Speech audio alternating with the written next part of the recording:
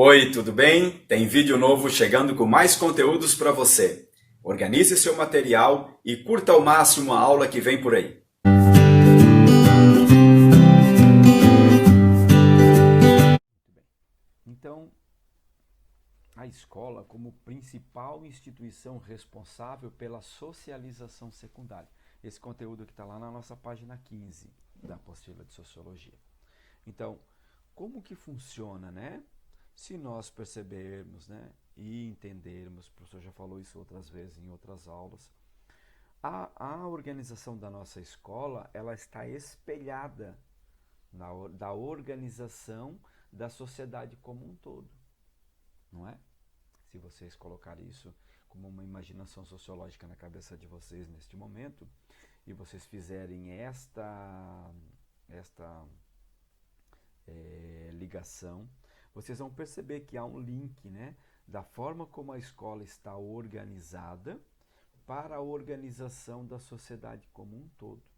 Então, se você está lá na sala de aula, né, e você precisa, como o professor estava aqui antes, né, precisou ir tomar água, o professor falou assim, gente, um minutinho, por favor. Então, o professor pediu licença para vocês para poder ir tomar água e voltou. Então, o caso de vocês, né? Se a gente estivesse na sala presencial, vocês teriam que pedir permissão ao professor para poder ir ao banheiro, na secretaria, tomar água. Da mesma forma, é uma preparação, uma organização para quando vocês forem para o trabalho, né? Trabalhar numa empresa. Vocês também vão ter que pedir permissão ao chefe de vocês. Não vai estar lá escrito, né? Vocês não vão levantar a mão. Por favor, chefe, posso ir no banheiro? Não vai ser assim, né? Em algumas instituições de trabalho, sim, mas não todas. Na sua grande maioria já conseguimos uma evolução. Você vai simplesmente saber controlar o seu horário, né? Como quando você chegar na universidade. Você não vai ficar pedindo para o professor, posso ir no banheiro? Não, né? Você vai se levantar e você vai ir. O que vai acontecer aqui? Você vai ter que entender a sua responsabilidade enquanto pessoa que faz parte daquela situação. Do que é que você vai perder ou vai deixar de ganhar. Então, a nossa sociedade, a escola é sem dúvida a principal instituição social responsável pela socialização secundária dos indivíduos. Então, é na escola que nós interagimos com outras pessoas e nós temos visões diferentes de ser dentro da sociedade. Se lá na família que faz a socialização primária, nós tínhamos toda uma situação afetiva em que se eu deixava algo cair, se eu esbarrava em algo, ou não fazia algo bem feito, ou não fazia no horário em que era pedido, meus pais, meus irmãos, né, poderiam assumir um tom um pouquinho mais firme, mas eles também chegariam para nós, né, com toda uma dedicação afetiva e diriam, olha, tudo bem, né, da próxima vez você faz assim, ó. De maneira diferente na escola, nós já temos uma punição. Como que vai acontecer na sociedade depois que a gente for como um todo. Se eu transgrido, por exemplo, uma lei, né, uma regra fora, na rua, eu tenho uma punição maior, né? Como se eu sou pego dirigindo sem a minha habilitação, ou sem idade para ter habilitação para dirigir, eu tenho uma multa. Então, já são punições diferentes. Nos últimos anos, verificou-se o aumento do número de pessoas que frequentam instituições escolares nas sociedades modernas. E este processo ele é chamado de universalização do ensino. Então aqui a gente pode lembrar lá do iluminismo, quando os filósofos fazem essa revolução, e eles dizem que o conhecimento ele tem que ser dado para todas as pessoas. Por isso, né, iluminismo, né, o século das luzes. A gente precisa se iluminar. E se iluminar como? Com o conhecimento. Né? Saber das coisas. Fazer conhecimento da maior quantidade de coisas que a gente possa fazer. Então, esse processo de universalização do ensino, ou seja, abrir a educação, o ensino para todas as pessoas, ele é muito importante porque a gente está fazendo das pessoas um instrumento de conhecimento e de mudança de coisas e situações que não está de acordo com o nosso momento atual. Então, essa universalização do ensino é tornar possível o acesso ao ensino a todos os indivíduos com idade escolar. Essa função ela é essencialmente exercida pelo poder público e o qual deve promover o acesso com condições de igualdade e qualidade. Então, quando tudo isso foi pensado, se pensou que todas as pessoas deveriam ir à escola para fazer um aprendizado, para fazer conhecimento mais amplo, né? E aí nós vamos ter as questões científicas, porque lá na família a gente já faz o nosso conhecimento e quando a gente vai para a escola a gente aprofunda este conhecimento, né? Essa maneira de conhecer, ela se diversifica. Então há um modelamento diferente desse conhecimento que a gente faz lá em casa e a gente faz na escola. É diferente, né? Vocês percebem que, por exemplo, nesse momento de isolamento social, a gente está fazendo um conhecimento escolar, mas de maneira diferente, dentro da nossa casa. O que falta para nós aprofundar esse conhecimento? O convívio social, né? Quando a gente faz o laboratório, entre aspas, é quando a gente pratica a teoria que a gente aprendeu no meio escolar.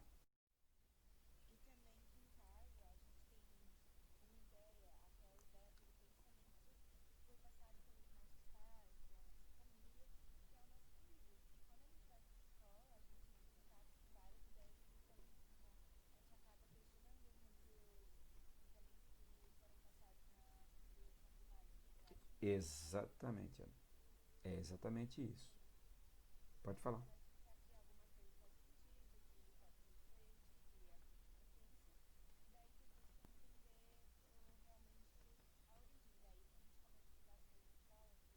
Uhum. É a partir daí que a gente começa a construir a nossa própria identidade. É aí que nós vamos fazer aquele modelo, né? Aquele momento em que nós vamos escolher, eu quero seguir por aqui. Então, eu tenho uma linha de pensamento, de ser, de agir, de comer, de me vestir, que é mais adequado a este grupo social. Então, eu não deixo de fazer parte da minha família. Então, tudo aquilo que eu construí lá de identidade na minha família, ele é muito importante. Eu vou continuar com esses valores comigo. Eu vou apenas aprofundar estes valores de uma maneira diferente. Então, essa imagem aqui que a gente tem no slide diz que a escola representa uma das primeiras instituições a promover o acesso dos indivíduos à chamada socialização secundária. É na escola que os indivíduos desenvolvem maior autonomia na convivência com seus pares, né? Com os seus semelhantes. Então, é aí que nós percebemos que nós somos iguais, por exemplo, aos meninos, né? As meninas são iguais aos meninos e os meninos iguais às meninas. Porém, temos corpos diferentes, mas somos humanos, por primeiramente. E depois, então, nós vamos fazendo as nossas escolhas. A escola, ela é uma das principais instituições responsáveis pela formação do indivíduo e pela socialização das pessoas. Por isso que eu falava lá na aula passada que os pais, eles vão, né, e fazem ranking de prioridade de qual escola querem colocar seus filhos. E vão, de fato, na escola, conhecer a escola, saber os seus métodos, conhecer os professores, direção, coordenação, método pedagógico, porque eles querem colocar os seus filhos num lugar onde a formação familiar ela seja continuada. Então, em que a minha visão de mundo, de ser, ela possa ser continuada através da escola.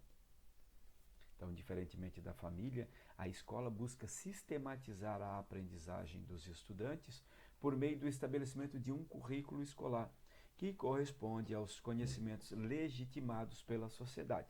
Quando falamos aqui de currículo escolar, então nós vamos falar de uma organização pedagógica, por exemplo, no caso do Brasil, nacional. Nós temos, então, que através do MEC, né, é uma secretaria especializada em educação que fica lá em Brasília, através de um grupo de pensadores que organiza tudo isso óbvio, né? Essas pessoas também tiveram que ter uma prática, tiveram que ter trabalhado numa escola, né, numa instituição escolar para poder entender também isso na prática, como se pode organizar essas teorias, de se organizar então um currículo, ou seja, um planejamento pedagógico do que nós precisamos aprender na escola e em que fase. Então, por que lá no primeiro aninho eu tenho que aprender a ler? Porque se eu não aprender a ler no princípio de tudo, como que eu vou fazer o entendimento dessas teorias para diante? Não vai ser difícil, né?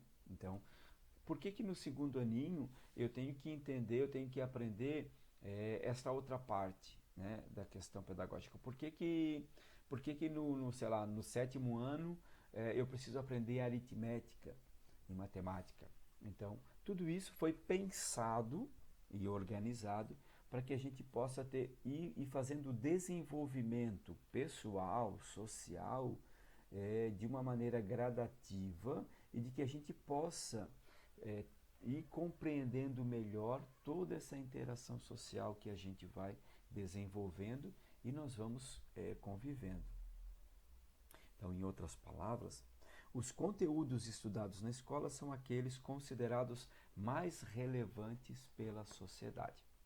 Se depois desse isolamento social compreendermos que nós precisamos modificar certas coisas na sociedade, com certeza vai se modificar o currículo escolar. Por quê?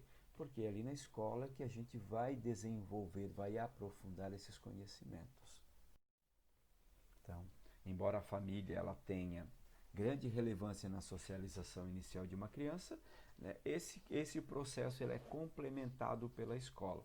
E no espaço escolar, a criança tem a possibilidade de estabelecer contatos e interagir com outras crianças de idade similar e deverá submeter-se a determinados padrões de conduta e regras estabelecidas pelo grupo escolar. Então aqui vocês vão entender por que nós temos ciclos diferentes, né?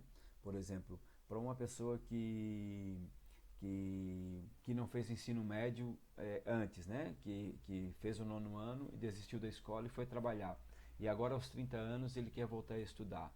É difícil para essa pessoa se matricular num curso regular e fazer ensino médio com vocês, por exemplo, que tem 13 anos, né? É difícil, por quê? Porque temos visões e ideias diferentes. Então o que vai acontecer aqui? Então nós temos um ciclo especial. Ele vai se matricular lá num curso especial para fazer esse ensino médio. De repente, menos tempo, cronologicamente falando. Por quê? Porque ele já tem uma preparação de vida social um pouco além da nossa, que nesse contexto aqui escolar não vai encaixar muito bem. Por que às vezes a gente vai lá na faculdade e você chega lá aos 16 anos, 17 para fazer um curso e você encontra a pessoa de 30, 40 anos fazendo o curso. E você sente que essa pessoa às vezes tem certas dificuldades em certos assuntos, porque a faculdade ela é pensada, né, para pessoas com esta idade, né? Esse currículo escolar ele está colocado para se trabalhar desta forma.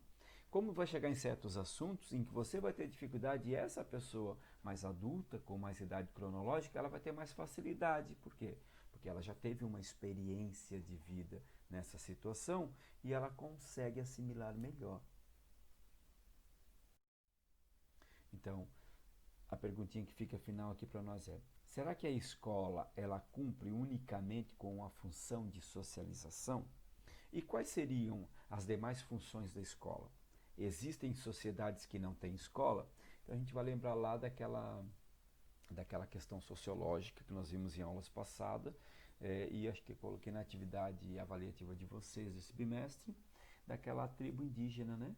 Lá nos Estados Unidos, na Virgínia, onde eles agradeciam a sociedade dos homens brancos que tinham dado uma educação para os filhos deles, mas que eles queriam educar de acordo com a visão deles, de acordo com a maneira como eles percebem o mundo, né? Então, eles precisam de guerreiros. E na sociedade branca, nós não precisamos mais formar guerreiros, né, para ir lutar em guerras, né? Para isso a gente já tem as Forças Armadas que fazem esta preparação. Nós precisamos de formar cidadãos para a família, né? Para contrair o matrimônio. Precisamos formar cidadãos para a sociedade como um todo, para a questão do trabalho, né? Para a formação de outros cidadãos. Então, temos uma outra visão, uma outra maneira de nos encaixarmos nesta sociedade. Curtiram o conteúdo? Espero que vocês tenham aproveitado ao máximo a aula de hoje. Estou produzindo novos conteúdos e, em caso de dúvida, não esqueça de acessar o chat. Espero vocês no próximo vídeo. Tchau!